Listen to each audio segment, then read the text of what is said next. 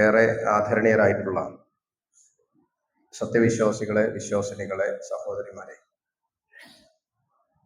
അള്ളാഹുവിന്റെ അപാരമായ അനുഗ്രഹത്താൽ പരിശുദ്ധ റമദാനിന്റെ ഏറ്റവും മൂല്യമേറിയ ദിനരാത്രങ്ങളിലൂടെയാണ് നാം സഞ്ചരിച്ചു കൊണ്ടിരിക്കുന്നത്. നമ്മുടെ മനസ്സും ശരീരവും ഒരുപോലെ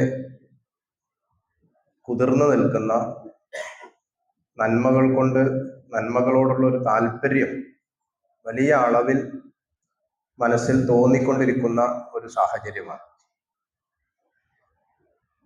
ഈ സാഹചര്യത്തെ ഉപയോഗപ്പെടുത്തുക എന്നതാണ് അടുത്ത 10-25 ദിവസങ്ങളിൽ നാം നിരന്തരം ചെയ്തുകൊണ്ടേയിരിക്കേണ്ടത്. അതിന് ഇസ്ലാം നമ്മളോട് പറയുന്ന ആരാധനകളുമായി ബന്ധപ്പെട്ട് പറയുമ്പോൾ, ആരാധനകളാണ് മനുഷ്യൻ അടിസ്ഥാനപരമായി നിർവഹിച്ചുകൊണ്ടേയിരിക്കേണ്ട കാര്യം. ആ ആരാധനകൾ നിർവഹിക്കാൻ നമ്മളുടെ ഉള്ളിൽ നിന്ന് നമുക്ക് ചില തോന്നലുകൾ ഉണ്ടായിക്കൊണ്ടേയിരിക്കണം. പരിശുദ്ധ റമദാനിൽ നമ്മൾക്ക് ആ തോന്നലുണ്ട്. ഓരോ ജമാഅത്ത് നമസ്കാരങ്ങളും നഷ്ടപ്പെടാതെ നിർവഹിക്കാൻ, സ്വതക്കകൾ നിർവഹിക്കാൻ, നോമ്പ് അതിന്റെ പരിപൂർണതയോടുകൂടി നിർവഹിക്കാൻ നാം ശ്രമിക്കുന്നുണ്ട്. അതിന് ഒരു പ്രത്യേക കാരണമുണ്ട്. അള്ളാഹു നമ്മളുടെ മനസ്സിൽ അങ്ങനെ തോന്നിപ്പിക്കുന്നത് കൊണ്ടാണ്.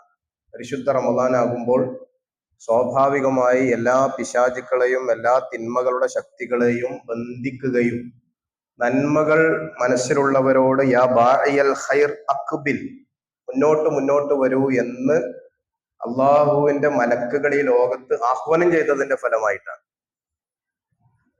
ആ ഒരു സാഹചര്യത്തിൽ ഏറ്റവും സന്തോഷത്തോടു കൂടി നമ്മുടെ ആരാധനകൾ നിർവഹിക്കാനുള്ള ഒരു താല്പര്യം നമ്മളുടെ ജീവിതത്തിൽ ഉണ്ടാകണം എന്നുള്ള ഒറ്റ പോയിന്റാണ് ഞാൻ ഇന്ന് പറയുന്നത്.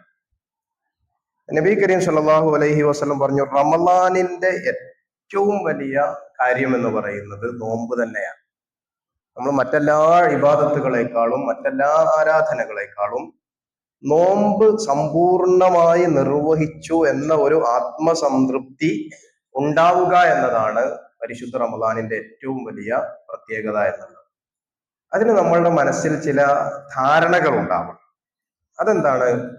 നബി കരീം സല്ലല്ലാഹു അലൈഹി വസല്ലം പറഞ്ഞു തന്നു, അള്ളാഹുവിന്റെ മാർഗത്തിൽ ഒരാൾ നോമ്പ് നോറ്റാൽ, നോമ്പ് എന്നുള്ളത് നമുക്കറിയാം, നമ്മളെല്ലാവരും നിർവഹിച്ചു കൊണ്ടിരിക്കുന്ന ആരാധനയാണ്. സുബഹി മുതൽ മഗ്രിബ് വരെ ഒരു പ്രത്യേകമായ ലക്ഷ്യത്തിൽ അന്നപാനീയങ്ങൾ ഒഴിവാക്കി, മറ്റ് വികാരങ്ങൾ ഒഴിവാക്കി, ആരാധനകളിലും ദിക്റുകളിലും ദുആകളിലും ഖുർആൻ പാരായണങ്ങളിലും സ്വതക്ക നിർവഹിക്കാനുള്ള മനസ്സിലും മറ്റുള്ളവരോട് നല്ല രൂപത്തിൽ പെരുമാറാനുള്ള താല്പര്യത്തോടും കൂടി അങ്ങനെ ഒരു ആരാധനയുടെ ഒരു പരിസരത്തു കൂടി നമ്മൾ ജീവിക്കുകയാണ്.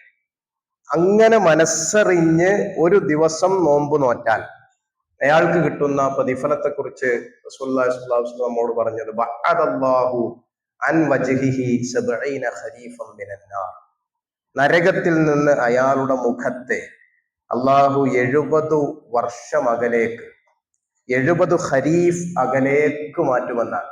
നരകവും അയാളും തമ്മിൽ 70 ഖരീഫ് അകലേക്ക് മാറുകയാണ്. 29 30 നോമ്പ് നോൽക്കുന്നതോടുകൂടി 2000-ഓളം വർഷം അകലേക്ക് നമ്മളും നരകവും തമ്മിലുള്ള അകലം വർദ്ധിക്കുകയാണ്. എന്ന് പറഞ്ഞാൽ സ്വർഗത്തിലേക്ക് അങ്ങേയറ്റത്തെ താല്പര്യത്തോടുകൂടി മലക്കുകൾ ആശ്ലേഷിച്ചുകൊണ്ട് കടത്തിവിടുന്ന ആളുകളായി നമ്മൾ മാറുന്നു എന്നുള്ളതാണ്. ആ ഒരു പ്രാധാന്യം തിരിച്ചറിഞ്ഞുകൊണ്ടായിരിക്കണം നോമ്പ് നമ്മൾ ഓരോ ദിവസവും അത്താഴം മുതൽ മഗ്രിബ് വരെയുള്ള സമയത്തെ തള്ളി നീക്കേണ്ടത്. നമ്മളിന്ന് യന്ത്രവൽകൃതമായ മൊബൈൽ ഫോൺ അടക്കമുള്ള യന്ത്രങ്ങളുടെ അഡിക്റ്റിലായിട്ടുള്ള ഒരു കാലഘട്ടത്തിലാണ് ജീവിക്കുന്നത്. സ്വാഭാവികമാണ്, നീ പറയുന്ന നിങ്ങൾക്കോ എനിക്കോ ഒന്നും അതിൽ നിന്ന് മുക്തരാവാൻ കഴിയില്ല. പക്ഷെ ആ യന്ത്രവൽകൃതമായ കാലത്ത് നമ്മൾ നമ്മളുടെ ഇമോഷൻസിനെ, നമ്മളുടെ വികാരങ്ങളെ, നമ്മളുടെ ചിന്തകളെ, ആലോചനകളെ, നമ്മളുടെ ജീവിതത്തെ പഴയ നമ്മളിലേക്ക് ഇറങ്ങി നിൽക്കുന്ന, നമ്മളുടെ മനസ്സിലേക്ക് ഇറങ്ങി നിൽക്കുന്ന പഴയ കാലത്തേക്ക് തിരിച്ചു കൊണ്ടുപോകാനുള്ള ഒരു ശ്രമമാണ് നിരന്തരം നടത്തേണ്ടത്. നോമ്പ് കാലത്താണ് അതിന് ഏറ്റവും അധികം സാധിക്കുക. അങ്ങനെ വരുമ്പോഴാണ് നബി കരീം സല്ലല്ലാഹു അലൈഹി വസല്ലം പറഞ്ഞ ലിസ്വാഇമി ഫർഹത്താൻ, നോമ്പുകാരന് 2 സന്തോഷങ്ങളാണുള്ളത്. ഒന്ന് അയാൾ നോമ്പ് തുറക്കുമ്പോഴുള്ള സന്തോഷം. ആ സന്തോഷം എന്താണ്? വെള്ളം കിട്ടണമെന്നുള്ള സന്തോഷമല്ല, മറിച്ച് അള്ളാഹുവിന്റെ മാർഗത്തിൽ ഞാൻ ഒരു നോമ്പ് പൂർത്തീകരിച്ചു എന്നുള്ള സന്തോഷമാണ്. അതൊരു വലിയ ത്യാഗപൂർണമായ, ക്ഷമ ആവശ്യമുള്ള, ഒരുപാട് ത്യജിക്കലുകൾ ആവശ്യമുള്ള ഒരു കർമ്മമാണ്.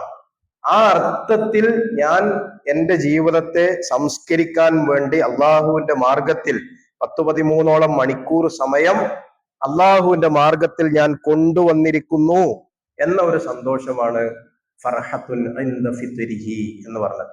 രണ്ടാമത്തെ സന്തോഷം എന്താണ്?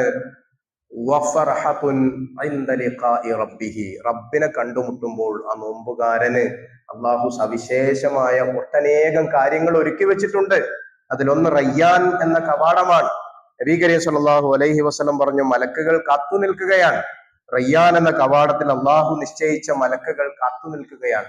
അവരിങ്ങനെ വിളിച്ചു ചോദിച്ചുകൊണ്ടിരിക്കും, ഐന സ്വാഇമൂൻ, ഐന സ്വാഇമൂൻ, എവിടെയാണ് നോമ്പെടുത്ത ആളുകൾ ഉള്ളത്? ആരൊക്കെയാണ് നോമ്പെടുത്തവർ? അവർ ഇങ്ങോട്ട് വരൂ എന്ന് പറഞ്ഞ് നോമ്പുകാര സവിശേഷമായ ഒരു വലിയ സൽക്കാരം, ആ സൽക്കാരത്തിലേക്ക് സവിശേഷരായി ക്ഷണിക്കപ്പെട്ട അതിഥികളെ സവിശേഷമായ കവാടത്തിലൂടെ കടത്തിവിടുന്നത് പോലെ അള്ളാഹു സൽക്കാരം തന്നെയാണ് സ്വർഗത്തെ പറ്റി പറഞ്ഞത്. നുസുലൻ മിൻ ഗഫൂരിർ റഹീം, എല്ലാ പാപങ്ങളും പുറത്തു തരാൻ സന്നദ്ധനായിട്ടുള്ള അള്ളാഹുവിന്റെ സൽക്കാരമാണ് സ്വർഗം.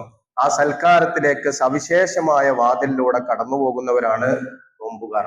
ആ അർത്ഥത്തിലുള്ള നോമ്പായി നമ്മുടെ നോമ്പിനെ മാറ്റാനുള്ള ഒരു ശ്രമം ആ ഹദീസുകളും ആ വചനങ്ങളും ഒക്കെ കേൾക്കുമ്പോൾ നമുക്ക് തോന്നണം. അള്ളാഹുവിനെ കണ്ടുമുട്ടുമ്പോൾ പിന്നുണ്ടാവുന്ന സന്തോഷം എന്താണ്?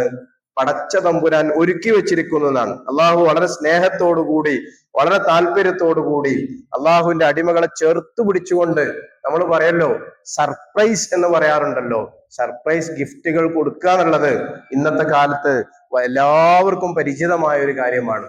അങ്ങനെ എന്താണെന്ന് പറയാത്ത, എന്നാൽ നിങ്ങൾക്കൊരു സമ്മാനമുണ്ട് എന്ന് പറഞ്ഞാൽ കുട്ടികൾക്ക് വലിയ ആകാംക്ഷയായിരിക്കും, മുതിർന്നവർക്ക് ആകാംക്ഷയായിരിക്കും. നമ്മളെല്ലായിടത്തും കാണുന്നതാണ് അങ്ങനെ. അള്ളാഹു അതേ പദപ്രയോഗമാണ് നടത്തിയിട്ടുള്ളത്.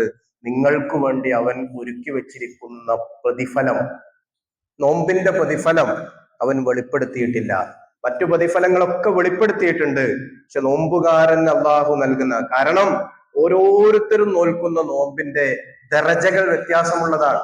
ഓരോരുത്തരും എല്ലാ സൗകര്യങ്ങളും എല്ലാ സാഹചര്യങ്ങളുമുള്ള ഒരാൾ നോൽക്കുന്ന നോമ്പ് പോലെയല്ല അത്ര സാഹചര്യങ്ങളില്ലാത്ത, കഠിനമായ തൊഴിലെടുക്കേണ്ടി വരുന്ന, ക്ഷീണിച്ച അവശനായി വരുന്നയാൾ നോൽക്കുന്ന നോമ്പ്, അതിന് കുറച്ചുകൂടി ദറജ എളുപ്പം കൂടും.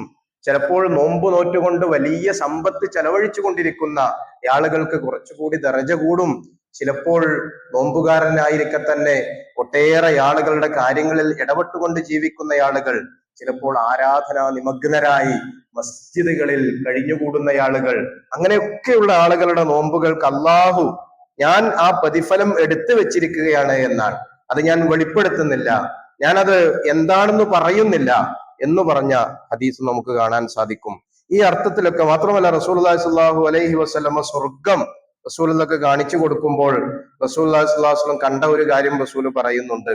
ഞാൻ അവിടെ ഒരു വലിയ കൊട്ടാരം പോലെയുള്ള ഒരു എടുപ്പ്, ഒരു വലിയ വീട് ഞാൻ കാണുകയുണ്ടായി. അതിന്റെ ഉള്ളും പുറവും വളരെ ട്രാൻസ്പെറന്റ് ആയ, മനോഹരമായി എല്ലാവർക്കും കാണാവുന്ന ഒരു വീടാണത്. പവിഴങ്ങൾ കൊണ്ടും അതേപോലത്തെ സ്ഫടികം കൊണ്ടുണ്ടാക്കിയ വീടാണത്.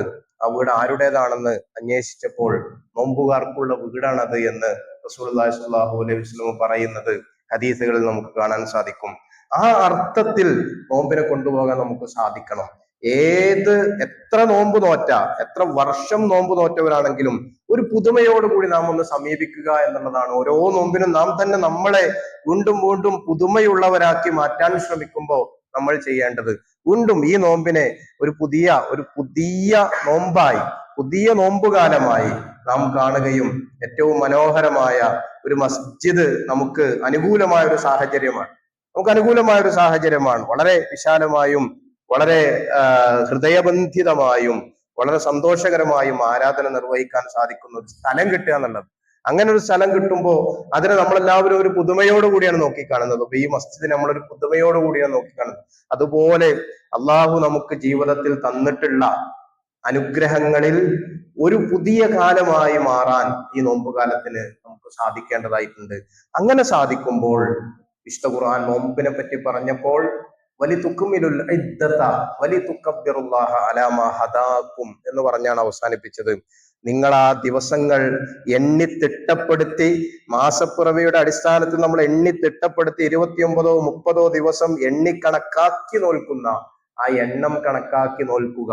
രണ്ടാമത്തതോ വലിതുകബ്ബിറുല്ലാഹ അലാ മാ ഹദാകും, എന്നിട്ട് പെരുന്നാൾ പിറവ് കാണുമ്പോൾ, പെരുന്നാളിലേക്ക് എത്തുമ്പോൾ തക്ബീർ ചൊല്ലിക്കൊണ്ട്, അള്ളാഹു എന്തിനാണ് ആ തക്ബീറുകൾ മുഴങ്ങുന്നത്?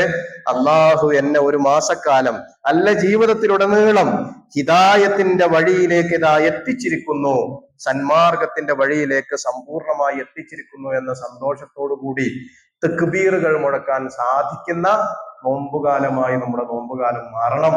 അതിനുവേണ്ടി നാം പ്രാർത്ഥിക്കണം. അതിനുവേണ്ടി മനസാന്നിധ്യമുള്ള നോമ്പുകാരനായി നമ്മൾ ഓരോരുത്തരും മാറുക. അള്ളാഹു നമ്മെ അനുഗ്രഹിക്കുമാറാകട്ടെ. അള്ളാഹു നമ്മിൽ നിന്ന് വന്നുപോയ എല്ലാ തെറ്റുകളും പുറത്തു നൽകുമാറാകട്ടെ. അള്ളാഹു നമ്മൾ ചെയ്യുന്ന എല്ലാ അമലുകളും വലിയ അളവിൽ സ്വീകരിക്കുകയും പരലോകത്ത് വലിയ പ്രതിഫലം നൽകി അനുഗ്രഹിക്കുകയും ചെയ്യുമാറാകട്ടെ. വസല്ലല്ലാഹു വസല്ലമ അലാ നബിയ്യിനാ മുഹമ്മദ് വൽഹംദുലില്ലാഹി റബ്ബിൽ ആലമീൻ. വസ്സലാമു അലൈക്കും വറഹ്മത്തുള്ളാഹി.